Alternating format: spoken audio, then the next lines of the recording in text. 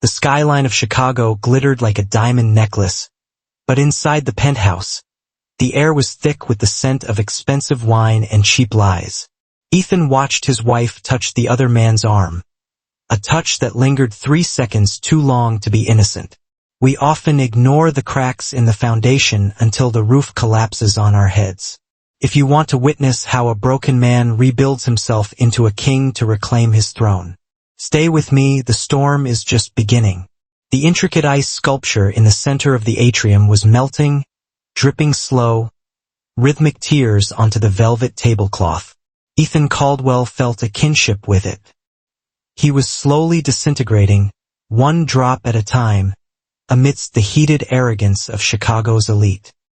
He adjusted his glasses, which were slightly fogged from the transition between the freezing December wind outside and the stifling warmth of the gala. He was holding Vanessa's coat, a cashmere trench that cost more than his annual salary as a library archivist. "Ethan, be a dear and fetch me another glass of Pinot?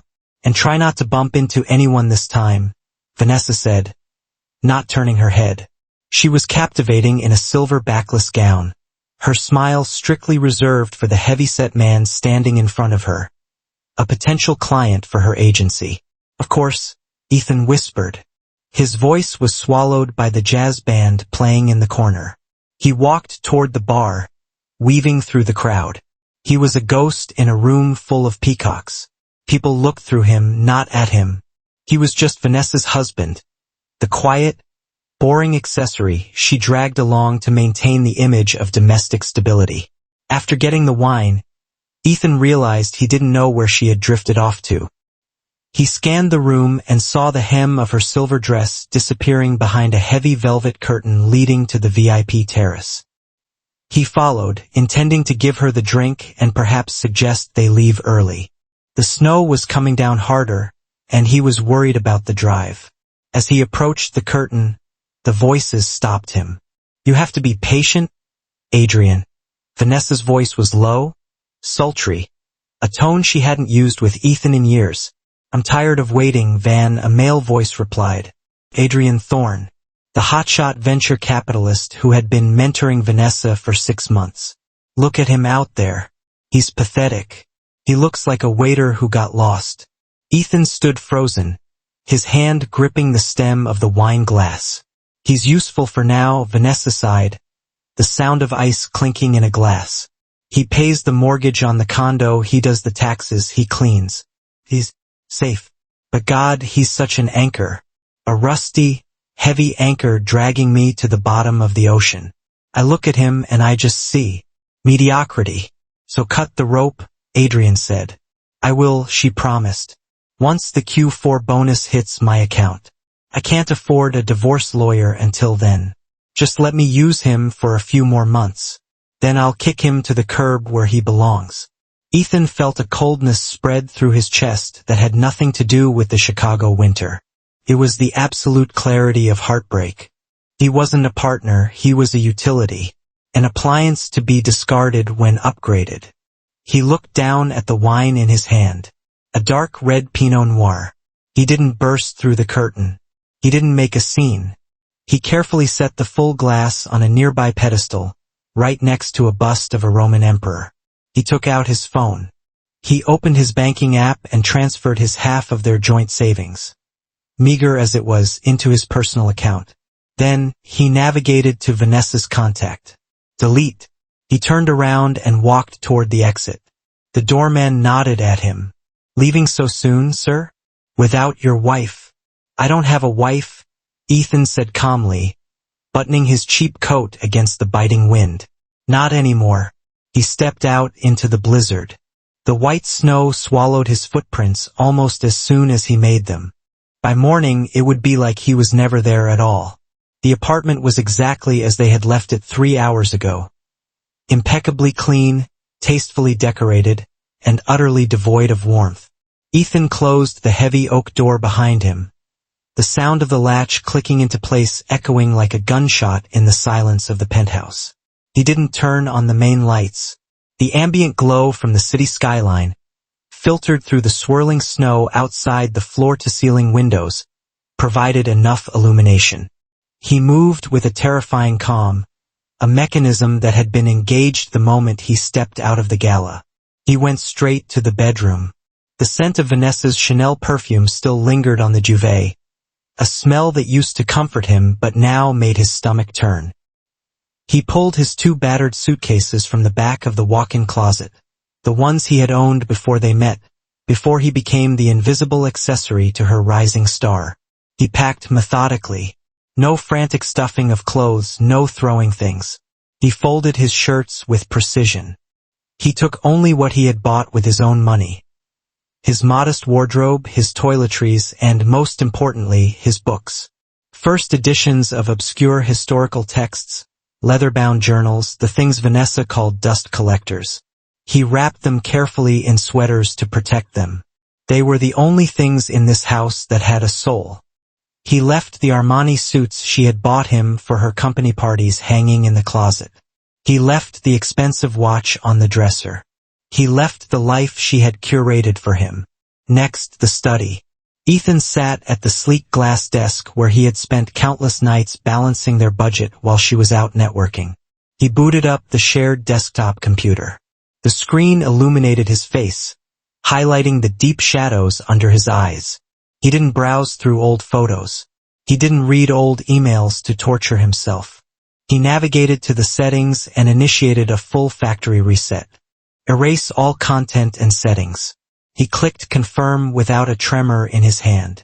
The progress bar appeared, a slow-moving line that was systematically wiping away the digital evidence of his existence in this household. He did the same with the shared cloud accounts, unlinking his email, removing his name from the utility bills, canceling the joint credit cards he had been authorized to use but rarely did. When the computer screen went black, rebooting to its original state, Ethan stood up. He walked back to the bedroom. He reached into his briefcase and pulled out a document he had drafted months ago during a moment of insecurity he had tried to suppress. A simple, uncontested divorce petition. He had never intended to use it, keeping it only as a dark contingency plan for a fear he hadn't wanted to name. Today, he signed the bottom line with a steady hand. He placed the papers on Vanessa's silk pillow. Slowly, he twisted the platinum band off his left ring finger. It resisted slightly, leaving a pale, indented circle on his skin, a scar of ownership. He placed the ring precisely in the center of the divorce papers. Ideally, the metal would be cold, but it was still warm from his body heat. He checked his watch. She would be leaving the gala soon, likely heading to a hotel with Adrian, or perhaps coming home to complain about how boring the night was. He wouldn't be here for either scenario. Ethan put on his coat and grabbed the handles of his suitcases. He took one last look at the apartment. It looked disturbed, slightly emptier, but essentially unchanged. The anchor was gone, and the ship was now free to drift wherever the currents took it. He rode the elevator down to the lobby, nodding once to the night concierge who was too busy watching a game on his phone to notice the luggage. Outside, Chicago was a white blur. The blizzard had intensified, erasing the streets, the cars, and the horizon. Ethan stepped onto the sidewalk. The wind bit at his exposed face, sharp and cleansing. He hailed a passing taxi, the yellow light cutting through the snow. "Where to?" the driver asked as Ethan hoisted his life into the trunk. "Greyhound Station," Ethan said, his voice raspy but clear. "And don't wait for me." As the taxi pulled away, Ethan didn't look back at the towering building disappearing into the white void. Ethan Caldwell had entered the building that evening. A ghost was leaving it. 2 years later, Pittsburgh. The smell of industrial grease and stale coffee was a permanent fixture in the air. A stark departure from the lavender and expensive leather that had defined Ethan's previous life. He wiped his hands on a rag that was already black with oil, his knuckles raw and scraped. "Hey, new guy, you done with that suspension?" The shop foreman, a man named Miller with a voice like gravel in a blender, shouted from the office door. "Just finishing up, Miller," Ethan replied. His voice was deeper now, stripped of the polite, apologetic tone he had used for a decade. He wasn't Ethan anymore. On his driver's license and to everyone in this grimy truck repair shop, he was Elias Vane. He slid out from under the chassis of an 18-wheeler. His muscles ached with a dull, rhythmic throb, but he welcomed the pain. Physical exhaustion was the only thing that allowed him to sleep without dreaming of silver dresses and betrayal. He stood up, taller and leaner than the man who had walked out of Chicago. The soft edges of the librarian were gone, burned away by 12-hour shifts of manual labor. He clocked out at 6 p.m. and walked the 12 blocks to his apartment.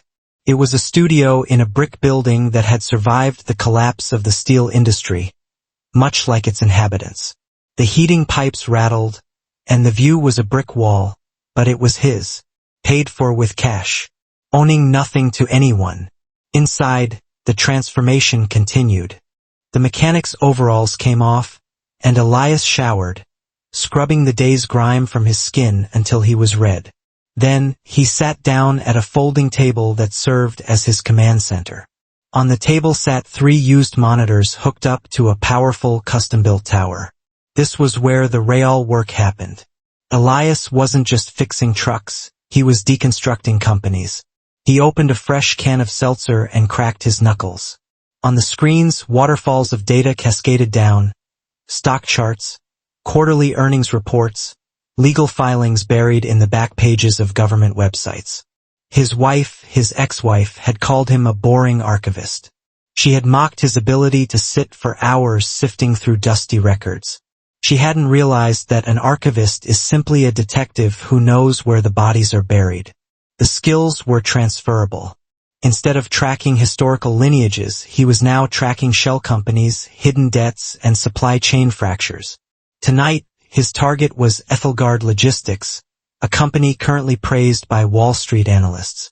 Elias zoomed in on their footnote disclosures from 3 years ago. He cross-referenced their shipping manifests with their fuel expenditure reports. He sat in silence for 2 hours, his eyes darting across the spreadsheets, his mind constructing a 3D model of the company's health. There it was, a discrepancy. They were capitalizing maintenance costs to inflate their net income. It was subtle, hidden in the jargon of depreciation schedules, but to an eye trained to spot a single misplaced comma in a 1,000-page manuscript, it was a glaring neon sign. "You're bleeding?" Elias whispered to the screen, a cold smile touching his lips. "And no one knows it yet." He opened his brokerage account. He had started with the few $1,000s he salvaged from Chicago, but through careful predatory short selling based on his research, that number had grown. It wasn't a fortune yet, but it was a war chest. He placed a short position on Ethelgard, betting against their success. When their quarterly report came out next week and the auditors flagged the maintenance costs, the stock would plummet. And Elias would be there to catch the falling gold. He leaned back in his cheap plastic chair, listening to the sirens wailing outside. He looked at his reflection in the dark monitor. The man staring back was unrecognizable from the husband who had stood holding a purse at a gala. That man was dead. Elias Vane picked up a pen and wrote a name on a sticky note, sticking it to the bezel of his monitor. Vertex Creative Agency. Vanessa's company. Soon he murmured. He wasn't just trying to get rich. He was building a weapon. And in the world of business, capital was the only ammunition that mattered. 5 years is a long time in the life of a city, but it is an eternity in the life of a man who has reinvented himself. Elias Vane stood before the floor-to-ceiling glass of his corner office on the 42nd floor. The Chicago skyline was the same as he remembered, steel, concrete, and gray skies, but the vantage point had changed. He was no longer looking up from the sidewalk, nor was he looking out from the periphery of someone else's balcony. He was looking down from his own tower. He reached up to touch the bridge of his nose out of habit, a phantom reflex to adjust glasses that were no longer there. The laser surgery had corrected his vision 2 years ago. The gym sessions at 4 a.m. every morning had corrected everything else. The soft, rounded shoulders of the archivist had been replaced by the broad, tailored silhouette of a corporate raider. The intercom on his desk buzzed, a soft, respectful sound. "Mr. Vane?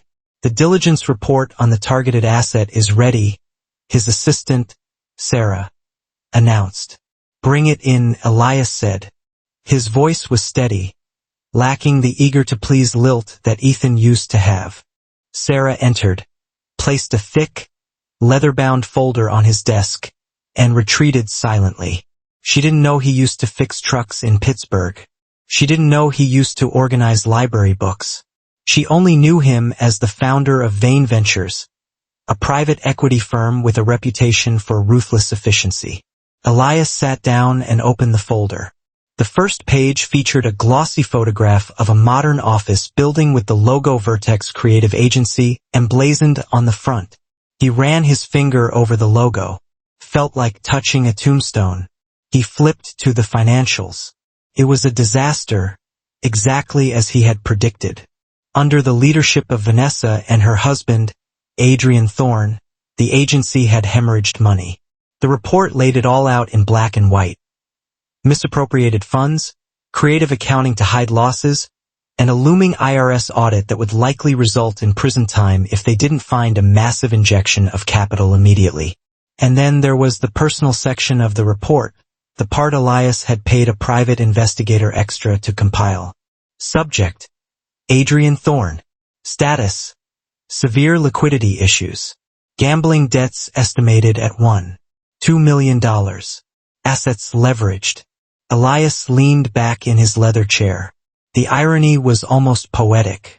Vanessa had left a boring man who saved every penny for an exciting man who gambled it all away. She had wanted ambition and fire. Now she was burning alive in it. He turned the page to a recent paparazzi photo of Vanessa. She looked thinner, her face drawn and tired beneath heavy makeup. She was smiling for the camera, but Elias knew that look. It was the look of someone holding their breath underwater, waiting for rescue.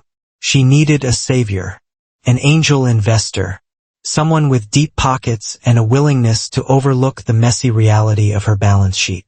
Elias closed the folder. The sound was sharp in the quiet office. He didn't hate her anymore. Hate was a chaotic emotion, messy and inefficient. What he felt now was simply the cold satisfaction of a chess player who sees checkmate 10 moves before his opponent does. He picked up his phone and dialed the number of his legal counsel. "This Vane," he said. "Prepare the acquisition proposal for Vertex. Use the shell company. I don't want my name on the initial contact. Standard hostile takeover." "Sir?" the lawyer asked. "No," Elias said, looking out at the city that had once swallowed him whole. "Friendly rescue. Make the terms look generous on the surface, but lock down the collateral. I want the controlling interest tied to performance metrics they can't possibly meet without my help." He hung up. The trap was set. It wasn't about money. He had plenty of that. It was about teaching a lesson in value. Vanessa was about to learn that the rusty anchor she cut loose was the only thing that could have kept her from drifting into the storm. The mood inside the executive suite of Vertex Creative Agency was not creative. It was funeral. Vanessa paced the length of her office, her heels digging into the plush carpet. On her desk lay a stack of urgent notices, 3 from the bank, 1 from the IRS, and a particularly nasty letter from a vendor threatening to sue for unpaid invoices.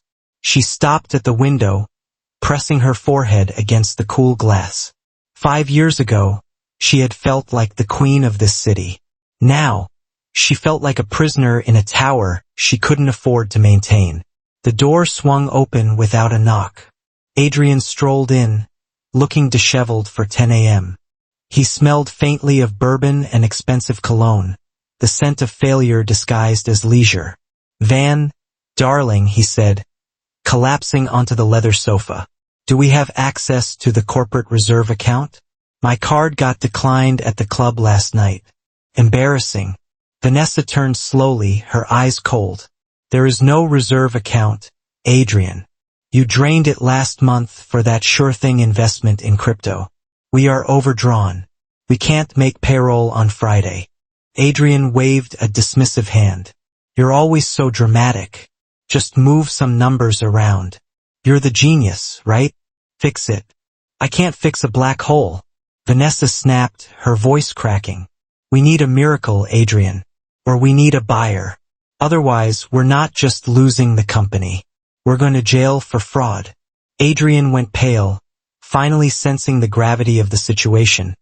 But before he could respond, the intercom buzzed. Miss Thorne?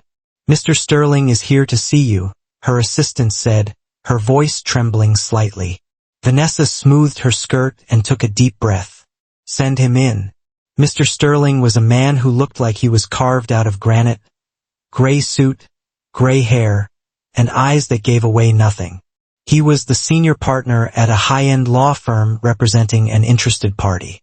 A very interested party. Miss Thorne, Sterling said, skipping the pleasantries as he sat down. He ignored Adrian completely. My client has reviewed your financials. He is aware of the debt, the looming audit, and the mismanagement. Vanessa stiffened. If you're here to lecture me, I'm here to offer you a parachute. Sterling interrupted, sliding a sleek black folder across the desk. My client represents a private equity firm specializing in distressed assets. They are willing to acquire Vertex, assume the debt, and inject the necessary capital to stabilize operations immediately. Vanessa opened the folder, her hands shaking slightly. The numbers were generous. Impossibly generous. It would wipe the slate clean. It would save her reputation. Who are they? Vanessa asked, her heart racing with hope. Who is this investor? The firm is Vain Ventures, Sterling replied. They value privacy. The chairman prefers to handle the final negotiations personally. Vain Ventures. Vanessa tasted the name. It sounded powerful, vaguely familiar in the business pages, but distant. And the conditions? Total control, Sterling said flatly. Restructuring of the board. And a face-to-face meeting at their headquarters tomorrow morning at 9 a.m. If you agree, the funds will be escrowed by noon. Adrian sat up on the couch, his eyes gleaming with greed. Take it, Van. It's a no-brainer. We cash out, we stay on as consultants, we keep the lifestyle. Vanessa ignored him. She looked at Sterling. She knew total control meant she would lose her autonomy. But looking at the pile of debt on her desk, she realized she had already lost it. This was the only way out. I accept, Vanessa said, signing the preliminary intent document. Tell your chairman I'll be there. Sterling stood up, collecting the papers. Excellent. The chairman is very much looking forward to meeting you, Miss Thorne. He has been following your career for quite some time.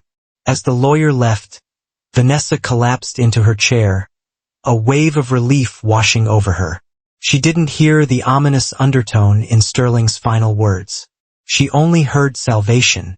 She didn't know she had just signed an invitation to her own execution. The elevator ride to the 42nd floor of the Vain Ventures building felt less like an ascent and more like a decompression. The air grew thinner, the silence heavier. Vanessa checked her reflection in the polished steel doors for the 10th time. She adjusted her blazer, ensuring it hid the tremor in her hands. She needed to look competent. She needed to look worth saving. When the doors slid open, she was greeted by a reception area that looked more like a modern art gallery than an office. White marble, sharp angles, and a silence so profound it felt expensive. Miss Thorne? The assistant, Sarah, stood up. Mr. Vane is ready for you. Vanessa nodded, swallowing the lump in her throat. She followed the assistant down a long corridor lined with abstract black and white photography. At the end stood a set of double doors made of frosted glass. Sarah opened one door and gestured for Vanessa to enter. The office was vast, dominated by the panoramic view of Chicago behind the massive desk. The morning sun flooded the room, creating a silhouette of the man sitting in the high-backed leather chair. He didn't stand up to greet her. He didn't smile. He was reading a file, her file, with the intensity of a surgeon studying an X-ray before an amputation. Mr. Vane, Vanessa began, putting on her best boardroom smile as she walked forward. "Thank you for seeing me on such short notice." The man looked up. Vanessa stopped. Her heels dug into the carpet, bringing her to a jarring halt. The breath left her lungs in a sharp, audible gasp. The face looking back at her was familiar, yet utterly alien. The soft jawline she remembered was now sharp and defined, likely hardened by years of discipline. The glasses that used to slide down his nose were gone, revealing eyes that were cold, clear, and piercingly intelligent. He wore a navy bespoke suit that cost more than her car, fitting him with a precision that the old, frantic Ethan could never have carried. But it was him. "Ethan?" she whispered, the name falling from her lips like a dropped glass. The man didn't blink. He didn't flinch. He simply closed the file folder with a deliberate snap. "My name is Elias Vane," he said. His voice was deeper, resonating with a gravelly authority that Ethan's soft tenor never possessed. "Please sit down, Miss Thorne. We have a lot of numbers to discuss." "Ethan." "Stop it," Vanessa stammered, stepping closer, her hand reaching out instinctively before pulling back. "What is this? What are you doing here? You vanished." "I reinvented," he corrected, his tone flat. He gestured to the chair opposite him. It wasn't an invitation. It was a command. "Sit." Vanessa sank into the chair, her legs suddenly unable to support her weight. Her mind was racing, trying to reconcile the boring archivist she had discarded with the titan of industry sitting across from her. "You own this company?" she asked, her voice trembling. "You are Vane Ventures?" "I am the entity currently holding the debt that is strangling your agency," Elias replied, ignoring her emotional confusion. He tapped a finger on the file. "I've reviewed your operational costs, Vanessa. They are imaginative." He used her name, but it sounded like a clinical diagnosis. "Ethan, please," she said, tears pricking her eyes. "I didn't know.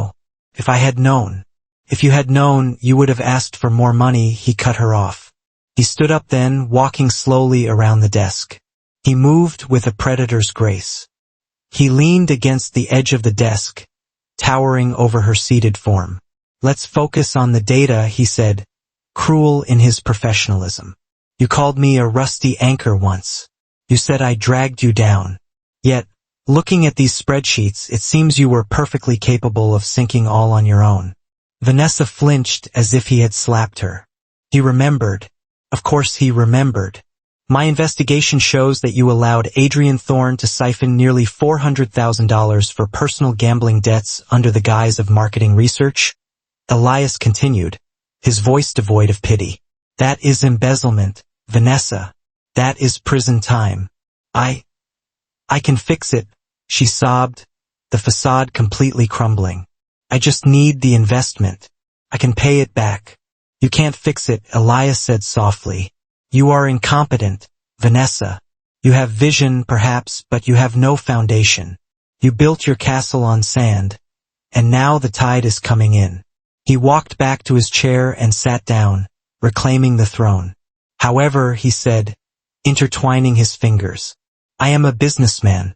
I see value in the brand, if not the management. I am willing to buy the company and cover the debts. But the terms have changed." Vanessa looked up, her mascara smudged, looking small and broken in the expensive chair. "What terms?" Elias looked at her, his eyes dead calm. "Total surrender," he said. The silence in the office was absolute, broken only by the rhythmic tapping of Elias's index finger on the mahogany desk. He watched Vanessa struggle to compose herself, her makeup streaked, her designer blazer suddenly looking too large for her shrinking frame. "Total surrender," Vanessa repeated, her voice hollow. "What does that mean exactly?" Elias opened a drawer and pulled out 2 crisp documents. He slid them across the polished surface until they rested directly in front of her. "Document A," Elias said, pointing to the first stack, "is a stock purchase agreement. Vane Ventures will acquire 51% of Vertex Creative Agency. You will remain as the CEO in title, but you will answer to a board of directors appointed by me. You will have no voting power on financial decisions. Vanessa flinched. 51%. It was a hostile takeover disguised as a handshake. It meant she would be an employee in the company she had founded. And document B? She asked, looking at the single sheet of paper beside the thick contract. Document B is a termination notice, Elias said calmly. For Adrian Thorne. Vanessa's head snapped up. I can't fire my husband, Elias. He's the CFO. He's my partner. He is a liability, Elias corrected. He is an embezzler who has exposed your company to federal scrutiny. My auditors found that he didn't just lose money gambling, Vanessa. He used corporate credit lines to fund trips to Vegas and Macau while you were here, working late to cover his mistakes. He has a problem, Vanessa defended weakly, though her eyes betrayed her doubt. I can't just throw him out on the street. We're married. Elias leaned forward, interlacing his fingers. The movement was slow, deliberate.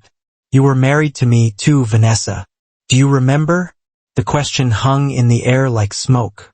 That was different, she whispered. Was it? Elias asked, his voice dropping an octave, smooth and dangerous. You threw me out because I was a rusty anchor. You said I was dragging you down. You sacrificed 5 years of loyalty for the sake of your ambition. He gestured to the termination notice. Now, I am giving you the chance to prove that you are consistent. Adrian is dragging you down. He is the weight that will sink this ship. If you want my money, if you want to stay out of prison for his fraud, you have to cut the rope. Just like you did to me. Vanessa stared at the paper. Her hand trembled as she reached for the Mont Blanc pen lying on the desk. If I don't sign? She asked. Then I withdraw my offer, Elias said, checking his watch as if he had a lunch appointment to get to. The IRS audit begins next Monday. The bank will foreclose on your office by Wednesday. You and Adrian can face the fallout together. I'm sure your love is strong enough to survive bankruptcy and indictment. It was a cruel, surgical strike. Elias knew exactly who Vanessa was. She wasn't a woman who would choose love over survival. She loved the reflection in the mirror more than the man standing beside her. He'll hate me, Vanessa said, tears welling up again. He's been stealing from you, Vanessa. He doesn't love you. He loves your line of credit, Elias countered brutally. Make a choice. The career you built or the parasite you married. Vanessa looked at the pen. She looked at the city skyline outside, the world she was terrified of losing. The shame of public failure was a fate worse than death for a woman like her. She picked up the pen. I'm sorry, Adrian.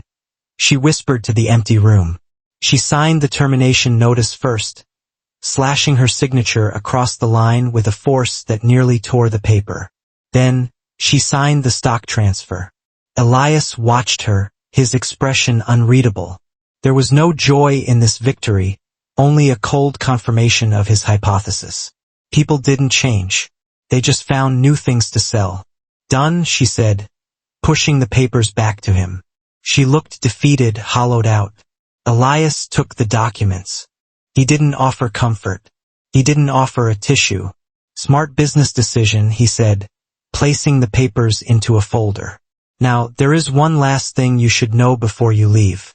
Elias opened the slim drawer of his desk and retrieved a small, black audio recorder.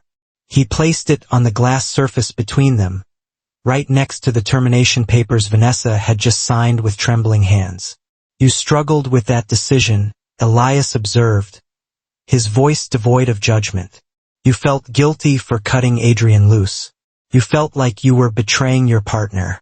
Vanessa wiped a smudge of mascara from her cheek, trying to regain a shred of dignity. He's my husband, Elias. Flawed or not, he stood by me when I built this agency. You wouldn't understand loyalty. Loyalty, Elias repeated, testing the word as if it were a foreign coin. Press play. Vanessa frowned, hesitating. Then, with a shaking finger, she pressed the button. The recording crackled for a second before a voice filled the silent office. It was unmistakable. It was Adrian. Look, I don't care about the agency, all right? She's sinking the ship. Adrian's voice sneered from the speaker, sounding impatient. I have the client list, the proprietary algorithms, everything. I can hand it all over to Vain Ventures for a lump sum. 200 grand. Then I'm on a flight to Cabo, and you guys can pick over the carcass. Vanessa went rigid. The color drained from her face, leaving her looking like a wax figure. And what about your wife? A second voice on the recording asked, Elias's voice, calm and unrecognizable to the Adrian of 3 weeks ago. Vanessa. Adrian laughed, a cruel, dismissive sound. She's drowning. I'm not going down with her. Just cut me the check and she's your problem. Elias reached out and stopped the recording. The silence that followed was louder than any scream. He came to me 3 weeks ago, Elias said softly. He tried to sell you out for pennies on the dollar. I declined his offer because I preferred to buy the whole company legally. But make no mistake, Vanessa, you didn't betray him today. He betrayed you the moment the money ran out. Vanessa stared at the recorder. Her mouth opened, but no sound came out. The realization washed over her in a cold, suffocating wave. She had sacrificed Ethan, a man who had loved her quietly and completely, for a man who viewed her as nothing more than a failed investment. Why? She whispered, her voice barely audible. Why didn't you tell me this before I signed? Because you needed to choose, Elias replied, standing up and buttoning his jacket. You needed to see that you are exactly like him. You chose survival over people, just like you did 5 years ago. He walked over to the window, turning his back on her. The board meets on Monday. Sarah will validate your parking. You may go. It was a dismissal, not just from the office but from his life. Vanessa stood up unsteadily. She looked at his broad back, realizing for the first time the magnitude of what she had lost.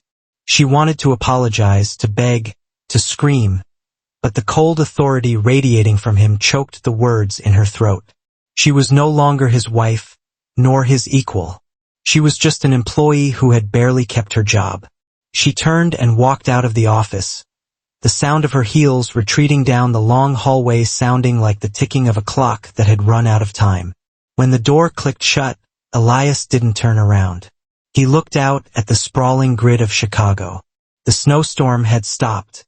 The clouds were breaking apart, revealing patches of steel-gray sky. He waited for the rush of triumph, the vindication he had fantasized about in that freezing apartment in Pittsburgh. But it didn't come. Instead, there was just a quiet, expansive peace. The ghost of Ethan Caldwell had finally been laid to rest. He wasn't defined by her rejection anymore. He was the architect of his own world now. Elias walked back to his desk, picked up the phone, and dialed his assistant.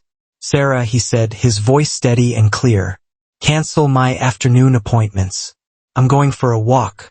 He hung up, grabbed his coat, and walked out of the office, leaving the files, the recorder, and the past on the desk behind him.